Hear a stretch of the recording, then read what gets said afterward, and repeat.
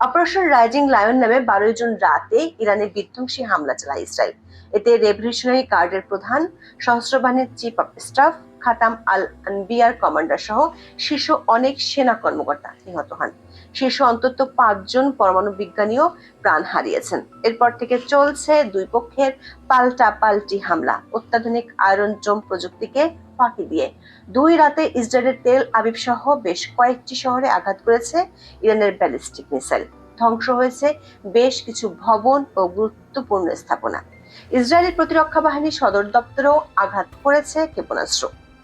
ইরানের দাবি, পাল্টা হামলায় তারা ব্যবহার করছে সর্বাধুনিক এমাদ ব্যালিস্টিক ক্ষেপণাস্ত্র। বিশেষ স্থান থেকে নিয়ন্ত্রণ করা সম্ভব। ইসরায়েলের হাইফা এবং তেল আবিব লক্ষ্য করে চালানো সবশেষ হামলায় এই এমাদের পাশাপাশি গাদর এবং কেইবার শেকান ক্ষেপণাস্ত্র ব্যবহার করা হয়েছে। এছাড়া আকাশ প্রতিরক্ষা ব্যবস্থাকে ফাঁকি দিতে সক্ষম হাস কাশেম ক্ষেপণাস্ত্র প্রথমবারের মতো ব্যবহারের দাবি করেছে তেহরান। ইরানের বিপ্লবী গার্ডসের কুদস ফোর্সের জেনারেল কাশেম সুলাইমানির নামে বানানো হয়েছে এই ক্ষেপণাস্ত্র। 2020 সালে প্রথম ট্রাম্প প্রশাসনের সময় ইরাকে আমেরিকান বিমান হামলায় কাশেম সুলাইমানি নিহত হন। ইরানের ব্যাপক ক্ষেপণাস্ত্র হামলার বড় ধরনের ক্ষয়ক্ষতি হয়েছে ইসরায়েলে। এমনকি দেশটির প্রেসিডেন্ট আইজাক হারজগ 15 জুনের সকালটিকে অত্যন্ত বেদনাদায়ক ও কঠিন বলে মন্তব্য করেছেন। অন্যদিকে ইরানের বুকেও আঘাত করে চলেছে ইসরায়েলের বিধ্বংসী ক্ষেপণাস্ত্র। সবশেষ হামলায় তেহরানের কাছে 2টি তেল শোধনাগার এবং প্রতিরক্ষা মন্ত্রণালয়ের সদর দপ্তর ক্ষতিগ্রস্ত হওয়ার কথা স্বীকার করেছে তেহরান। এছাড়া ইরানের পারমাণবিক কর্মসূচির সদর দপ্তরে আকাশ থেকে বোমা হামলার ভিডিও প্রকাশ করেছে ইসরায়েল। যুদ্ধে দুই পক্ষেরই মরিয়া অবস্থানের কারণে প্রশ্ন উঠেছে, এর শেষ কোথায়? অনেক বিশ্লেষক মনে করছেন, ইসরায়েল এবারের হামলার মূল লক্ষ্য ইরানের শাসন ক্ষমতা বদলে দেয়া।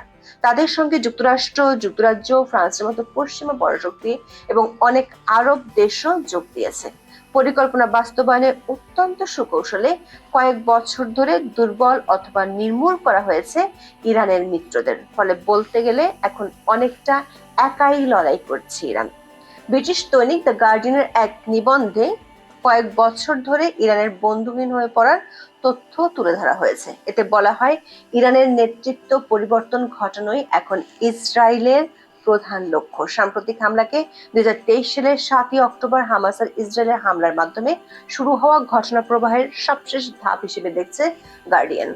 তারা বলছে, 2023 সালের 7ই অক্টোবরের পর থেকে প্রতিটি ধাপই পর্যায়ক্রমে দুর্বল হয়েছে তেহরান। অন্যদিকে সামরিক দৃষ্টিকোণ থেকে ইসরায়েল হয়ে উঠেছে শক্তিশালী।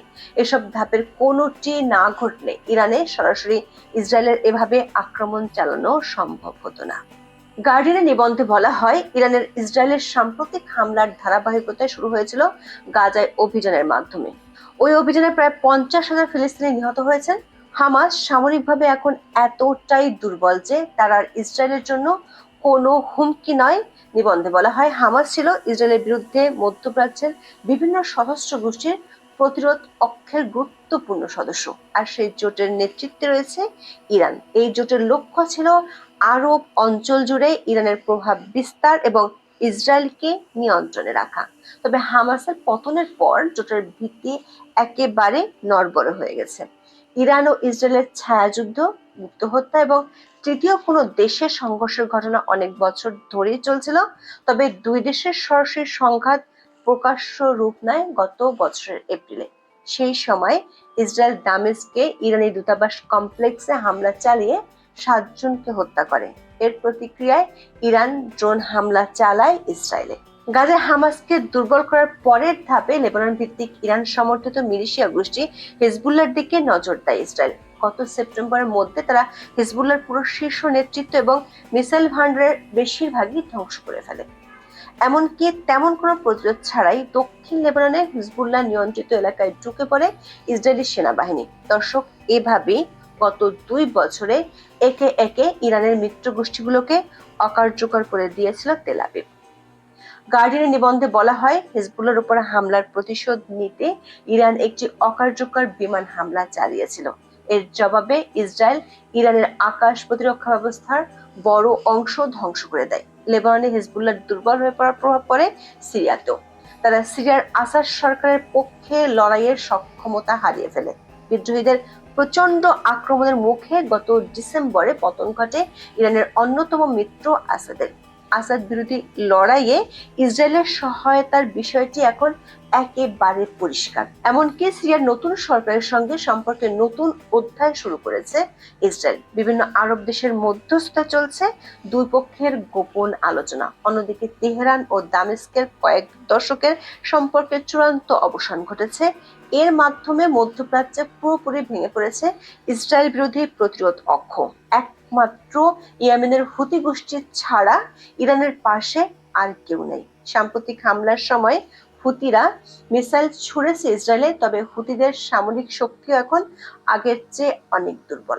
ইরানি বংশোদ্ভূত আমেরিকান সাংবাদিক সুজান কাইনপুর টাইমস রেডিওর এক অনুষ্ঠানে বলেছেন, বর্তমান অবস্থার সুযোগ নিয়ে আরব দেশগুলো ইরানের শাসন ক্ষমতার পরিবর্তন দেখতে চায়। এজন্য কাতারের মতো বিভিন্ন দেশ ইরানের সরকার বিরোধী গোষ্ঠীগুলোকে বিভিন্ন ধরনের সহায়তা দিতে পারে। অন্যদিকে ইসরায়েলি প্রধানমন্ত্রী বেনিয়ামিন নেতানিয়াহু ইরানিদের সরকারের বিরুদ্ধে মাঠে নামার প্রকাশ্য আহ্বান জানিয়েছেন। তার সঙ্গে কণ্ঠ মিলিয়েছেন ইরানের সাবেক যুবরাজ রেজা পাহলভি। ইসরায়েলের আক্রমণের প্রশংসা করেছেন ইরানের সাবেক রাজা মোহাম্মদ রেজা শাহের ছেলে। নির্বাসনে থাকা রেজা পাহলভি বিবিসির কাছে দাবি করেন, ইরানের সাধারণ মানুষ বর্তমান শাসক গোষ্ঠীর বিরোধী। তারা ইসরায়েলের আক্রমণে পুনরুজ্জীবিত হয়েছে। ইসরায়েলের সামরিক অভিযানের ফলে সাধারণ ইরানিদের স্বাধীনতা অর্জনের পথ পরিষ্কার হবে বলে দাবি করেন রেজা পাহলভি।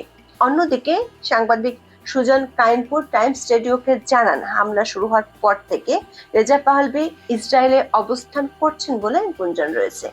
এমন হতে পারে পরিস্থিতির নাটকীয় পরিবর্তন ঘটলে ইসরায়েলের সহায়তায় তিনি ইরানে ঢুকতে পারেন। ইরানে নিজেদের নেটওয়ার্ক শক্তিশালী করেছে ইসরায়েলি গোয়েন্দা সংস্থা মোসাদ।